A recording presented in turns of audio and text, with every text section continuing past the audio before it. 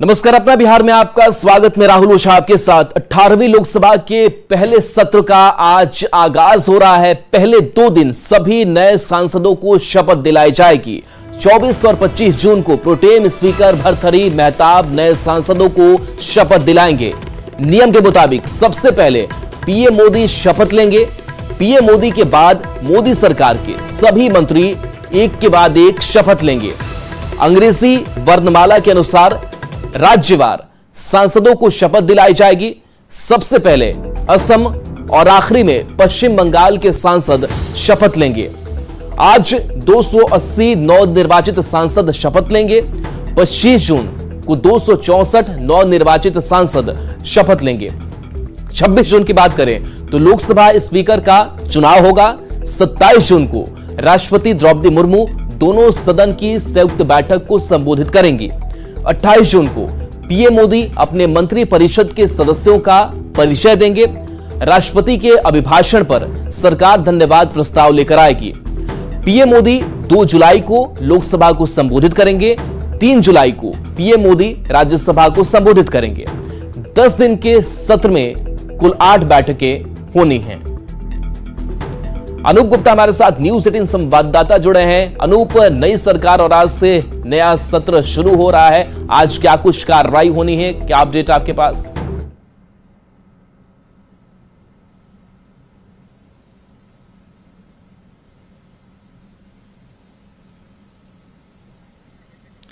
अनूप, आवाज आपकी नहीं आ पा रही है, आपसे फिर से जुड़ने की कोशिश करेंगे।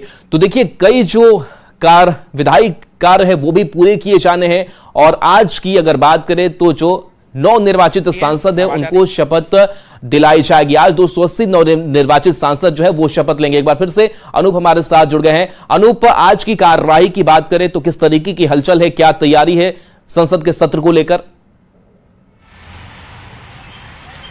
देखिए, आपको बता दूं कि 18वीं लोकसभा का आज पहला दिन है। बहुत सारी औपचारिकताएं हैं जिसे इस सत्र में पूरा किया जाना है। जो आज और कल का दिन है उसमें जो नवनिर्वाचित सांसद हैं उनका शपथ ग्रहण समारोह होगा, यानी कि शपथ लिया जाएगा।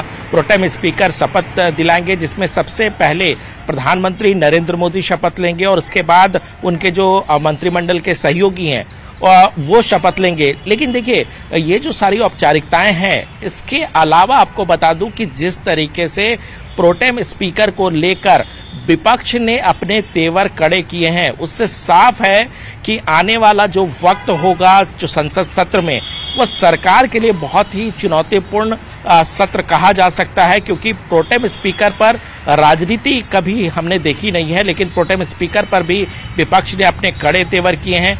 जो प्रोटेम स्पीकर में विपक्ष के तरफ से पैनल में नाम दिए गए थे, वो सारे जो प्रोटेम स्पीकर पैनल के जो विपक्ष के नेता उन्होंने बहिष्कार कर दिया है। यानी कि कह सकते हैं कि एक बड़ा घमासान संसद के अंदर आपको देखने को मिलेगा। 2 दिनों के बाद देखिए, स्पीकर पद को लेकर चुनाव होने हैं। आमतौर पर सर्वसम्मति से स्पीकर चुने जाते हैं, लेकिन इस बात की संभावना इस बार ना के बराबर दिख रही है कि क्योंकि अगर विपक्ष प्रोटेम स्पीकर को लेकर इतना तीखा हमलावर है तो यकीन जानिए जब स्पीकर पद का चुनाव होगा तो न केवल विपक्ष के तरफ से उम्मीदवार उतारे जाएंगे, बल्कि पुरजोर तरीके से विपक्ष की कोशिश होगी कि सत्ता पक्ष को सख्ते में रखा जाए। तो कह सकते हैं कि ये जो सत्र होगा वो सरकार के लिहाज से बहुत आसान सत्र नहीं होने वाला है। जी बिल्कुल, तो प्रोटेम स्पीकर को लेकर के और देखिए अब सीधी तस्वीर जो है वो हम आप तक पहुंचा रहे हैं। राष्ट्रपति सदस्य श्री भवन की ये तस्वीर है। महताब, तो देखिए ये तस्वीर जो नजर आ रही है, प्रोटेम स्पीकर का शपथ ग्रहण, भर्तृहरि महताब का शपथ ग्रहण। मैं भर्तृहरि महताब जो लोकसभा का सदस्य निर्वाचित हुआ हूं, ईश्वर की शपथ लेता हूं कि मैं विधि द्वारा स्थापित भारत के संविधान के प्रति सच्ची श्रद्धा और निष्ठा रखूंगा। मैं भारत के प्रभुता और अखंडता अक्षुण्ण रखूंगा तथा जिस पद को मैं ग्रहण करने वाला हूं उसके कर्तव्यों का सदापूर्वक निर्वहन करूंगा। Congratulations. तो ये तस्वीर आपको दिखा रहे हैं जहां भर्तृहरि मेहताब का शपथ ग्रहण जो है वो संपन्न हुआ है। और देखिए यहाँ पर अगली कतार में प्रधानमंत्री नरेंद्र मोदी नजर आ रहे हैं और जो औपचारिकताएं हैं वो औपचारिकताएं पूरी होती हुई नजर आ रही है। ओडिशा के कटक से सांसद भर्तृहरि मेहताब और 1998 से लगातार भर्तृहरि मेहताब जीत रहे हैं। लगातार 7वीं बार लोकसभा चुनाव ये जीते हैं। हालांकि इनको लेकर के विरोध जरूर विपक्ष ने दर्ज कराया और देखिए तालियों की गड़गड़ाहट। लोकसभा चुनाव से ठीक पहले बीजेपी से इस्तीफा दिया और इस बार का लोकसभा जो चुनाव है वो बीजेपी में शामिल होकर लड़ा और चुनाव जीता भी। भर्तृहरि मेहताब का जन्म 8 सितंबर 1957 को हुआ था। तो 2017 में उन्हें उत्कृष्ट सांसद का पुरस्कार भी मिल चुका है। कई पुरस्कारों से सम्मानित थे। संसद रत्न पुरस्कार से भी भर्तृहरि मेहताब सम्मानित थे। माननीय राष्ट्रपति महोदय, आपकी अनुमति हो तो समारोह का समापन किया जाए।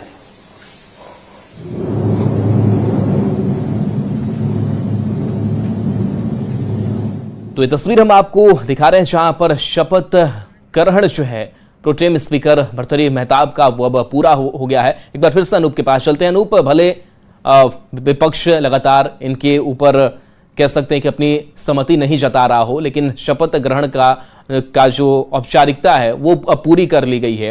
अभी किस तरीके से देखा जाए, जिस इस संसद सत्र के रुख की अगर हम बात कर रहे थे, कई मसले ऐसे भी चल रहे हैं जिस पर विपक्ष जाहिर सी बात है कि हमलावर नजर आएगा। स्पीकर पद की अगर बात करें तो विपक्ष की इस बार स्थिति मजबूत है संख्या बल के आधार पर भी। तो किस तरीके का अब जो कह सकते हैं कि आमना सामना सत्ता पक्ष और विपक्ष का इस बार देखने को मिलेगा? देखिए, जिस बात का जिक्र हम लगातार कर रहे हैं, क्योंकि देखिए प्रोटेम स्पीकर का जो पद है वो केवल और केवल सांसद जो चुनकर आए हैं उनको शपथ दिलाने भर का होता है। बिल्कुल। तो आप देख सकते हैं कि जिस तरह के तेवर विपक्ष के हैं कि अगर प्रोटेम स्पीकर को लेकर भी हमलावर है, वो सरकार पर हमला कर रही है, तो जाहिर सी बात है कि आगे आने वाले वक्त में जब संसद की कार्रवाई होगी तो फिर सरकार को किस तरीके से कटघरे में खड़ा करने की हर कोशिश जो है विपक्ष की तरफ से की जाएगी। जाहिर सी बात है अभी शपथ ग्रहण हो गया है। अब जो है वो 11 बजे से संसद की कार्रवाई शुरू होगी, लोकसभा की कार्रवाई शुरू होगी और उसके बाद जो शपथ का जो पूरा नियम है वो पूरा किया जाएगा। लेकिन 2 दिनों के बाद स्पीकर पद को लेकर के एक नूरा कुश्ती आपको देखने को मिल सकता है अगर विपक्ष के तरफ से कोई अगर उम्मीदवार उतार दिया जाए। देखिए, विपक्ष ये भी देखना चाहेगी कि उनके पास कितना संख्या बल है और किस तरीके से सरकार को कटघरे में खड़ा कर सकती है। तो तमाम चीजें आपको देखने को 2 दिन के बाद ही मिल सकती है और उसके बाद जब राष्ट्रपति का अभिभाषण होगा और राष्ट्रपति के अभिभाषण तक तो आपको हंगामा देखने को नहीं मिलेगा, लेकिन राष्ट्रपति के अभिभाषण के बाद जब चर्चा का दौर शुरू होगा तो यकीन जानिए विपक्ष अपनी पूरा जो ताकत है, तेवर है, वो संसद भवन के भीतर रखेगा। बिल्कुल अनूप, तो 18वीं लोकसभा और इसका आगाज जो है वो हो रहा है, सत्र का आगाज हो रहा है और इसमें कई जो रंग है वो भी देखने को मिलेंगे। विपक्ष ने भी अपनी पूरी तैयारी कर रखी है। बहुत बहुत शुक्रिया फिलहाल इस अपडेट के लिए। बढ़ते आगे, नीट पेपर लीक मामले में रोज नए नए खुलासे हो रहे हैं। देवघर से गिरफ्तार आरोपी चिंटू ने यूयू के सामने बड़ा खुलासा किया है। न्यूज 18 को सूत्रों के हवाले से मिली जानकारी में चिंटू ने बताया है कि पटना के करीब 35 छात्रों को उत्तर रटवाया गया था। चिंटू को प्रश्न पत्र रॉकी नाम के एक शख्स ने व्हाट्सएप पर भेजा था। रॉकी ने सबसे पहले उसे बायोलॉजी का प्रश्न पत्र भेजा, उसके बाद फिजिक्स और फिर केमिस्ट्री का प्रश्न पत्र भेजा गया। खबर है कि रॉकी रांची में रहकर रेस्टोरेंट चलाता है। बिहार के नवादा जिले का रहने वाला बताया जा रहा है। ईओयू की टीम उसकी गिरफ्तारी के लिए लगातार छापेमारी कर रही है। रॉकी मास्टरमाइंड अतुल वत्स के सीधे संपर्क में था। खबर यह भी है कि सेटिंग कराने का रेट 30 से 55 लाख रुपए तक रखा गया था। चिंटू ने इस पूरे खेल में 5 मोबाइल फोन का इस्तेमाल किया था। फर्जी दस्तावेज के जरिए उसने सिम कार्ड खरीदे, लेकिन जब अन्य साथियों की गिरफ्तारी होने लगी तो सिम तोड़कर उसने फेंक दिया। और इस वक्त एक और बड़ी खबर नीट मामले से जुड़ी हुई, नीट पेपर लीक मामले में अपडेट बता रहे हैं। महाराष्ट्र में 4 लोगों के खिलाफ एफआईआर दर्ज हुई है। लातूर पुलिस ने एफआईआर दर्ज की है। आरोपियों में 3 शिक्षक शामिल हैं। एक आरोपी राज्य के बाहर का बताया जा रहा है। महाराष्ट्र एटीएस की शिकायत पर यह एफआईआर दर्ज हुई है। आईपीसी की धारा 420 और 120 बी के तहत एफआईआर दर्ज हुई है।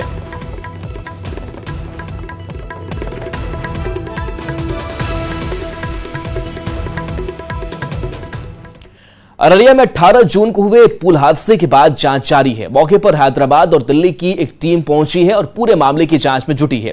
एसआईटी यानी सिस्टम इंट्रोगेटिव टेस्टिंग नामक मशीन से पुल हादसे की जांच की जा रही है। जांच कर रहे इंजीनियर के मुताबिक 40 मीटर की जगह महज 20 मीटर ही पिलर की पाइलिंग की गई थी, जिसकी वजह से यह हादसा हुआ था। फिलहाल पूरे मामले की जांच जारी है। मामले में ज्यादा जानकारी दे रहे हैं न्यूज 18 संवाददाता सतीश कुमार। अररिया में 18 जून को पुल हादसे के बाद जो है लगातार जांच की प्रक्रिया जो है वह चल रही है। बता दें कि पटना के बाद हैदराबाद और दिल्ली की जो टीम है वो पहुंची हुई है और लगातार जांच कर रही है। हम बता दें कि एक स्पेशल जो मशीन है वो दिल्ली से मंगाई गई है, जिसे एसआईटी कहते हैं, सिस्टम इंट्रोगेटिव टेस्टिंग मशीन। तो दरअसल इस मशीन से होता क्या है कि जो पिलर का जो पाइलिंग है, उसकी गहराई है, उसको मापा जाता है और मिलावट जो है मसाले में, जो पुल निर्माण में जो मिलावट कितनी की गई है, वो सारा आंकड़ा जो है इस मशीन एसआईटी से वो बिल्कुल सामने आ जाएगा। तो जिस तरीके से आरडब्ल्यूडी डिपार्टमेंट से बनाया गया जो रोड है वो ध्वस्त हुआ है, उसके बाद कई अहम सवाल खड़े हुए, कई पदाधिकारियों को सस्पेंड कर दिया गया। ग्रामीणों का साफ तौर पर कहना है कि हाई लेवल इसकी जांच होनी चाहिए।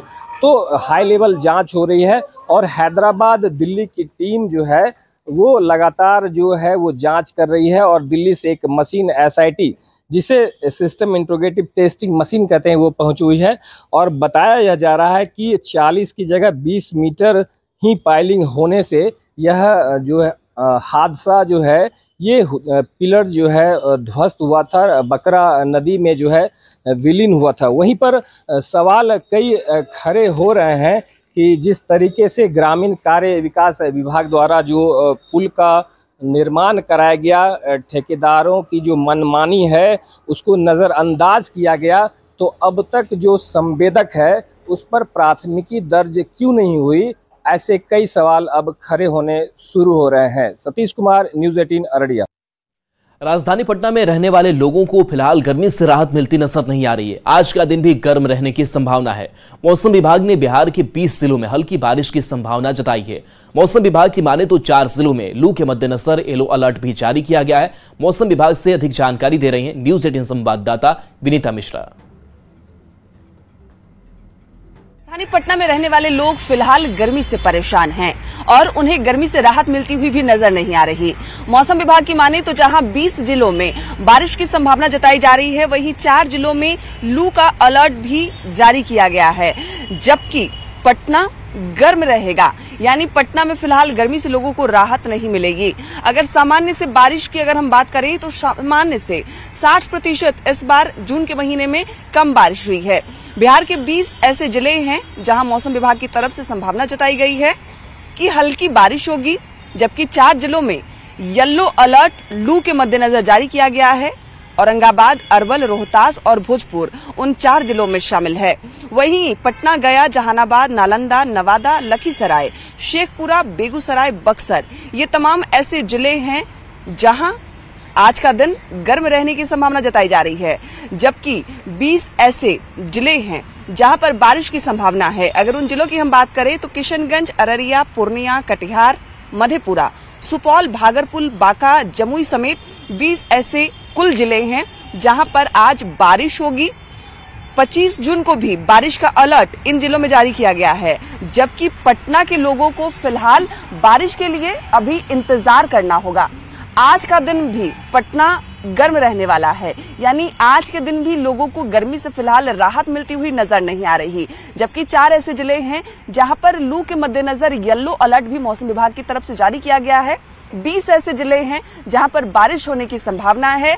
उम्मीद यही की जा रही है कि आने वाले 2 से 3 दिनों में पटना में भी झमाझम बारिश होगी और लोगों को गर्मी से थोड़ी राहत मिलेगी। कैमरामैन अजय दुबे के साथ विनीता मिश्रा, न्यूज 18 पटना।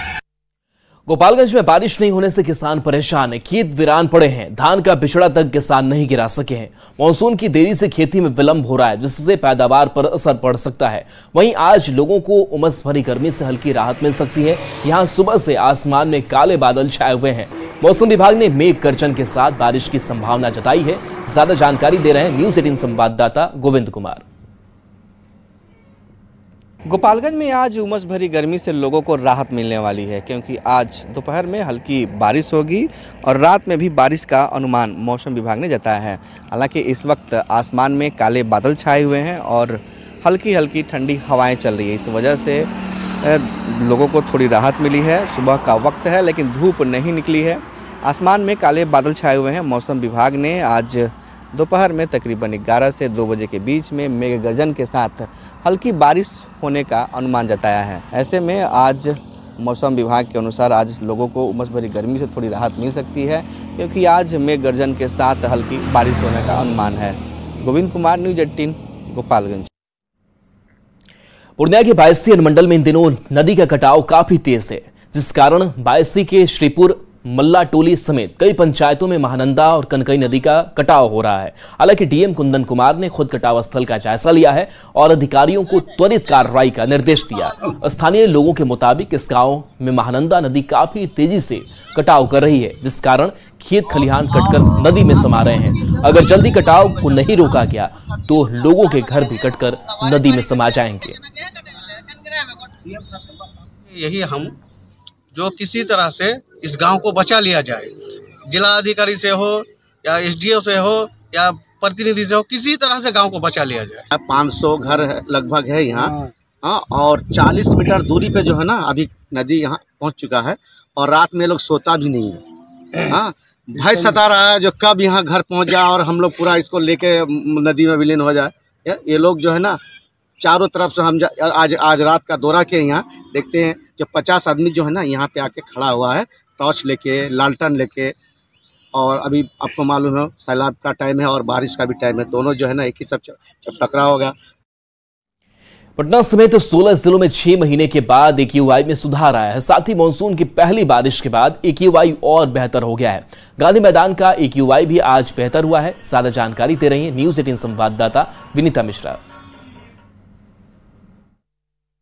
6 महीने में पहली बार पटना की हवा शुद्ध हुई है और सिर्फ पटना ही नहीं, 16 ऐसे शहर हैं जहां की वायु गुणवत्ता में सुधार हुआ है। और यहां जो तस्वीर है वो बयां भी कर रही है कि किस कदर पटना में वायु गुणवत्ता अच्छी हुई है। इको पार्क की अगर हम बात करें तो यहां देख सकते हैं AQI 93 है, जबकि गांधी मैदान सबसे डेंजरस इलाका था, वहां पर 234 AQI दिखा रहा है। दानापुर की अगर हम बात करें तो वो AQI जो 300 के ऊपर था वो 96 पहुंच चुका है। पटना सिटी 87 और हाजीपुर 106। ये AQI आपको दर्शा रहे हैं कि किस कदर जो वायु की गुणवत्ता है उसमें सुधार हुआ है।